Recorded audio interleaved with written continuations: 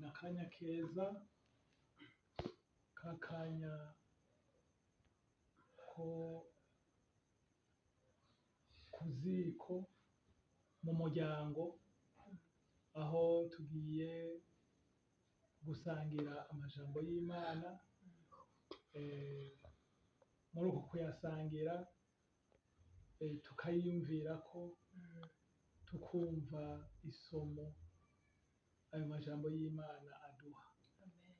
Hamwe n'ivyo rero, reka twakire mama wacu adusomere iryo jambo tugiye kwigako muri rino joro.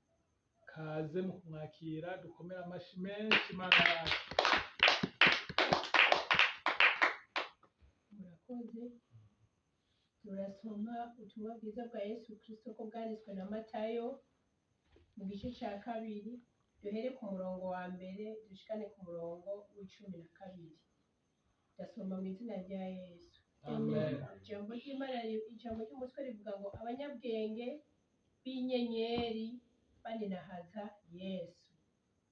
Amen. Yesu amaze kuvukira i Betelehemu mu gihugu c'i Yudaya ku ngoma y'umwami Herode, haza abanyabwenge bavuye iburasirazuba baja i Yerusalemu, barabaza bati umwami w'abayuda yavutse ari hehe? Kuko twabonye inyenyeri yiwe turi burasirazuba, none tukaba tuzanywe no kumushengerera. Umwami Herode avyumvise, ahagarikana umutima n'ab'i Yerusalemu bose, akoranya abaherezi bakuru n'abanyabwenge b'ivyanditswe bose bo muri ubwo bwoko, arababaza ati Kristo azovukira hehe? Bati ni Betelehemu mu gihugu c'i Yudaya, niko vyanditswe n'umuntu yavugishwa n'Imana. Uwo kandi wewe Betelehemu mu ntara ya Yuda, nturi mutoya mu baganwa ba Yuda, kuko kuri wewe hazova umuganza, niwe azoragira abantu banje b'Abisirayeli. Buno Herode ahamagaza ba banyabwenge mu mpisho, abasiguza igihe iyo nyenyeri yabonekeye. Abatuma i Betelehemu ati mugende mubaze mushirutse umwete ivy'uwo mwana, nimwamubona muce muza kumbarira ngo nanje nze kumushengerera. Nabo bumvise iry'umwami baragenda, maze iyo nyenyeri babonye iburasirazuba irabarongora, irinda ishika hejuru y'aho uwo mwana ari, ihagararaho. Babonye iyo nyenyeri banezerwa kaneza kenshi cane. Bashize mu nzu babona uwo mwana na Mariya nyina wiwe, bikubita hasi baramupfukamira, barumura ibisimbo vyabo, bamushikanira amashikanwa, izahabu n'imibavu n'isenga. Babwiriwe n'Imana mu nzozi ngo ntibasubire guca kwa Herode, baca mu yindi nzira bisubirira mu gihugu c'iwabo. Amen. Amen. Ijambo ry'Imana niri turahejeje kuryumva. Kaze rero dusangire ku kintu gishasha canke gitangaje umuntu wese yatahuye. Kaze duhere kwa papa wacu. Haleluya. Amen. Haleluya. Amen. Murakoze. Ikintu gishasha novuga dukuye muri iryo jambo nuko igihe Yesu yavuka, Yego. hariho inyenyeri imatanye no kuvuka kwiwe. Amina. Vyumvikana rero ko umuntu afise inyenyeri yisangije. Amen, amen, amen. Yesu rero inyenyeri yiwe yari inyenyeri idasanzwe. yego Murumva ko nyabwenge nyabwenge b'inyenyeri barayibonye, baravuga ati hariho umuntu adasanzwe. ku murongo wa kabiri havuga ngo barabaza bati umwami w'abayuda yavutse ari hehe, Haleluya. kuko twabonye inyenyeri yiwe. Murumva ko abahinga abanyabwenge b'inyenyeri baramenye ko havutse umwami yego baravye iyo nyenyeri. Ni ukuvuga rero ko inyenyeri y'umuntu asanzwe n'inyenyeri y'umwami biratandukanye. nibyo. Amen. Ikindi gitangaje ni iki, ni uko abo banyabwenge b'inyenyeri barayibonye barayimenya, baramenya ati haravutse umwami, Yego. ariko aho yavukiye bo ntibigeze bamenya ko hariho umwami yavutse. na Herode ubwiwe umwami yaganze Umwami yaganze ico gihe yagiye kwikangura bamubwiye ati twereke umwami yavutse ahari. Hariho uwundi mwami yavutse. ku murongo wa gatatu ngo umwami Herode abyumvise ahagarikana umutima n'ab'i Yerusalemu bose. Murumva rero ko ari we yaganza, yumvise ko hariho uwundi yavutse atabizi, ikintu yaciye abona ko ari uko havutse ugiye kugira ante kumusubirira. Ariko rero nawe n'umunyabwenge yaciye abaza akoranya ngo abandi banyabwenge ati tubwire umwami vyanditse ko azovukira hehe. umwami Herode yego yaciye akoranya umurongo wa kane akoranya abaherezi bakuru n'abanyabwenge b'ivyanditswe bose bo muri ubwo bwoko, arababaza ati Kristo azovukira hehe? bati ni Betelehemu mu gihugu c'i Yudaya, niko vyanditswe n'umuntu yavugishwa n'Imana. Amen. Urumva yaciye amenya ko vyari vyaranditswe, hari uwavugishijwe n'Imana yari yaranditse ko Kristo azovuka kandi azovukira i Betelehemu. Umwami igitangaje ni kimwe, none umwami yahagaritse umutima, ahagarikanye umutima n'abo mu bwami bwiwe, ariko Yesu ntiyaraje kumusubirira. Ni ako kajambo kitwa umwami kamukanze. Karamukanze kuko yumva ko agiye gukurwa ku bwami.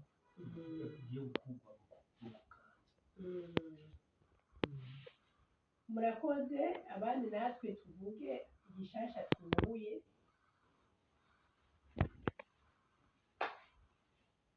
Ku murongo wa gatanu havuga ngo i Betelehemu mu gihugu c'i Yudaya niho vyanditswe n'umuntu yavugishwa n'Imana, ngo kandi wewe Betelehemu mu ntara ya Yuda nturi mutoya mu baganwa ba Yuda, kuko kuri wewe hazova uwuganza, niwe azoragira abantu banje b'Abisirayeli. Haleluya. naho haje ubundi buhanuzi buvuga ngo Betelehemu n'ahari mutoyi. Haleluya. mu ntara ya Yuda ari we ari mutoyi, ngo nturi mutoya mu baganwa ba Yuda, kuko kuri wewe hazova uwuganza. Igihe rero abantu bibaza ngo ko ndimfura bizoca iwanje. Amen.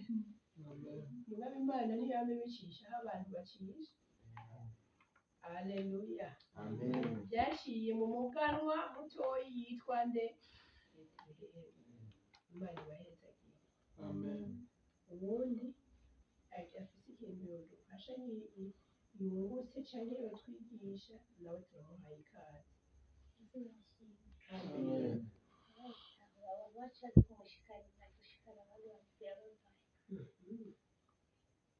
Nibyo nawe nyene Shanera nawe nyene avuze ati bashiye baza kugira gute umushikanira. Bashize ku murongo wa 11 avuga ngo bashitse mu nzu babona uwo mwana na Mariya nyina wiwe, bikubita hasi baramupfukamira, barumura ibisimbo byabo. Amen. Bamushikanira amashikanwa, izahabu n'imibavu n'isenga. Amen. None ibi bintu byari bibaye surprise. Aba bantu abo ni b'abanyabwenge bari bavuye Iburasirazuba, baramenye, bari bafise ibanga ko umwami avutse bategerezwa gutwara, ko umwami ategerezwa kugira gushikanirwa. baca basanga barabifise, barabiteguye, baje bavyitwaje kuko bavuga ati tugiye kuraba uyu mwami. Yego. Ikindi twotahura ni iki? Kubw'inyenyeri ya Kristo y'ubwami,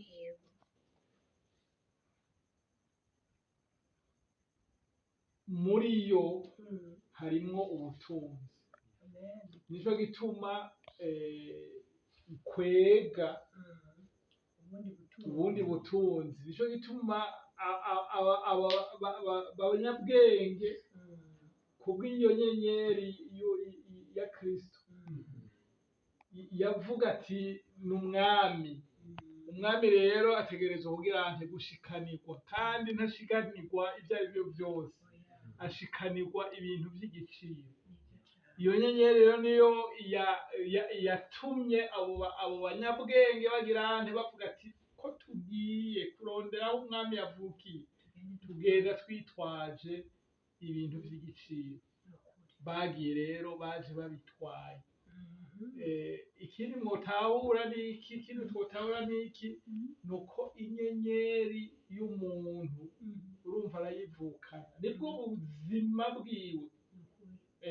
Uzoba umutunzi, iyo nyenyeri ivuga ubutunzi, igaca ihamagara ubutunzi. Hariho abavuka, iyo bakivuka, abaje gukeza umuvyeyi usanga bavuga ati ale turamugabiye umuduga, turamugabiye inzu akiri uruhinja. Ni kubera iyo nyenyeri yiwe ivuga ivy'ubutunzi. Ugasanga rero umwana akiri uruyoya batangwa kumwandikako imiduga, batangwa kumwandikako inzu, batangwa kumwandikako amakonti. Hariho n'ubundi avuka ntagire n'umenya yuko n'ukuvuka yavutse, kubera inyenyeri yiwe ivuga ivyo nyene n'ubukene.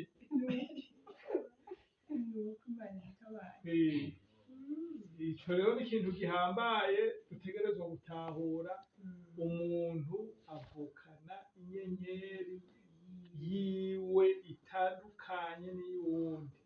Iyo nyenyeri rero niyo igize ubuzima bwiwe, niyo ikwega, niyo ihamagara ivyo azoba, ivyo azoronka, ivyo azotunga n'ibindi. Murakoze cyane. Haleluya. Amen. Turumvise ko umuntu avukana inyenyeri, kandi iyo nyenyeri yanditswemo ubuzima umuntu azobamo. Imana ihabwa icyubahiro. Natangaye kandi hano kuri kano karongo kariko karavuga ngo maze n'akarongo k'icenda kuri B, ngo maze iyo nyenyeri babonye Iburasirazuba, urayumva ya nyenyeri irabarongora. Baje kuvugana n'umwami ababwiye ngo nimugende, ya nyenyeri yashiye ibimenya ko umwami ababwiye ngo nibagende. umwami n'abo banyabwenge bavuganiye mu nzu, mugabo inyenyeri yari hehe? Hejuru. Yaramenye ko bagira bagende hehe? Iyo nyeneyo ari, murabyumva ngo irabarongora irinda ishika hejuru y'aho umwana ari, ihagararaho. Yaramenye icyo bagiye gukora ishika imbere, irabarongora ishitse aho wa mwana bagiye kuraba ari, ishihagararaho. Babonye iyo nyenyeri banezerwa kaneza kenshi cyane. Imana yabwe icyubahiro. Mu yandi majambo, inyenyeri irimo ubuzima, irimo kumenya, irimo gutahura, irimo kumenya ibikenewe, kubera ko Herode ntiyayigishije inama, abanyabwenge ntibayigishije inama ngo tugomba tugende kuraba iyo umwana ari, ngwino udutware, oya, mugabo bagiye babona bereka aho baca. Amen. Kumbe inyenyeri si ikintu gisanzwe, inyenyeri y'umuntu si ikintu gisanzwe. Imana ishimwe. Kaze namwe abandi ufise icyo yatahuye tugisangire. Tawe uhari sabe umubyeyi wacu ashime, ongera asenge kugira ngo niyi nyigisho dukuyemo muri kino cigwa n'abandi izobafashe afundikize isengesho ritoya. Kaze. Data mwiza, Ya haleluya. turagushimiye ku majambo yawe atangaje, amajambo yawe ahambaye, amajambo yawe yongeye kutwigisha ko umuntu wese avukana inyenyeri itandukanye n'iz'abandi. Turagushimiye rero ko waduhaye umwe wese inyenyeri. Turaguhamagaje ngo ubandanye kuduhishurira mu izina rya Yesu Kristo, udutahuze mwami bwa buzima tukwiye kubamwo, turongorwa n'ijambo ryawe, turongorwa n'inyenyeri waduhaye mu izina rya Yesu Kristo umunyanazareti. Wewe uri umurongozi mwiza, uri umurongozi atayobya mu izina rya Yesu Kristo. Turasenze rero ngo inyenyeri zacu mwami uzatse, ntagire mwami ikizizimya mu izina rya Yesu Kristo umunyanazareti, kugira ngo data wera ubandanye kutumurukira uciye mwami mu nyenyeri waduhaye. Turasenze mwami ntagire abarozi n'abapfumu mwami batwiba inyenyeri ngo bazikoreshe ibitari byo, bakoreshe ibyo bashaka mu izina rya Yesu Kristo. Turazitirishije amaraso yawe mwami inyenyeri zacu izo waduhaye. Turasenze ngo marayika w'umwe wese azigame mwami inyenyeri zacu, kugira ngo data wera zishobore kudushitsa mwami kuri ya masezerano. Urakoze kuri mwiza, urakoze kugiye kubandanya uri kumwe natwe, kandi ugiye kutuzitirira, kandi ugiye kutuyobora mwami muri vya vyiza mwami wadutegurira tutarabaho. Urakoze, amashimwe icubahiro birushirize kuba ivyawe ubu n'ibihe bidashira mu izina ryawe Yesu Kristo.